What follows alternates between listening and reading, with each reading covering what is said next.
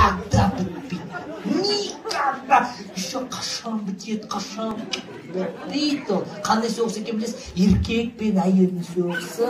Это до того қиын соғыс, күні бойы соғысқан жауын түнде көзі бақырайып жанында жатады ғой.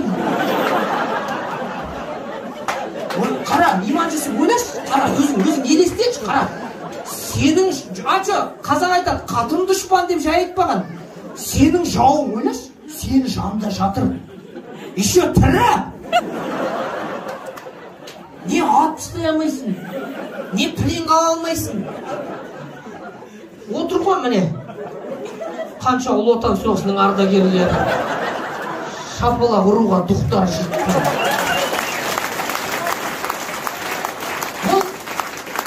Бұл соғыстың білерін Аллах тағала білген. Сондықтан еркекке де, әйелге де екі қару берген. Еркекті жалпы неден жаратқан Аллах? Топырақтан жаратқан, адам атаны топырақтан. Иманшысы біз топырақтан жаратылғанбыз. Ал әйелді қабырғадан, еркектің қабырғасынан жаратқанда, еще ең кірсін қабырғасынан жаратқан ғой. Оны сен оны түзетем деп тырыспа дейді, сындырып аласың дейді. Бұны шариғат айтады. Көрдің ба?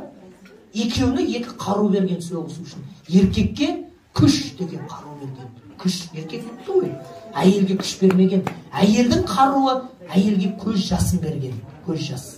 Енді еркек топырақ қой. Екеуі бір ұрысып қалады, соғысып қалады.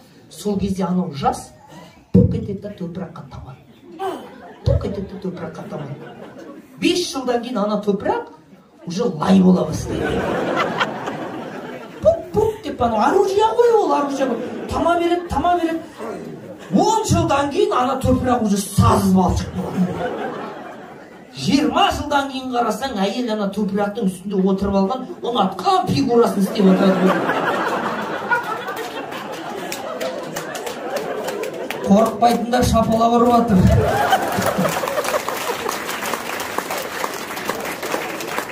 Қорқатындар күліп жатыр, бірақ көзінен жас шығып жатыр.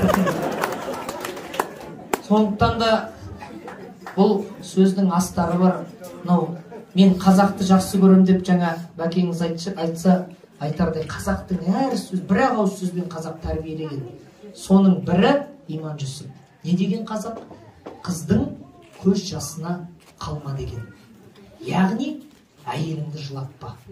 Егер сен әйеліңді жылатқан сайын, әйелін жылата берген еркек өз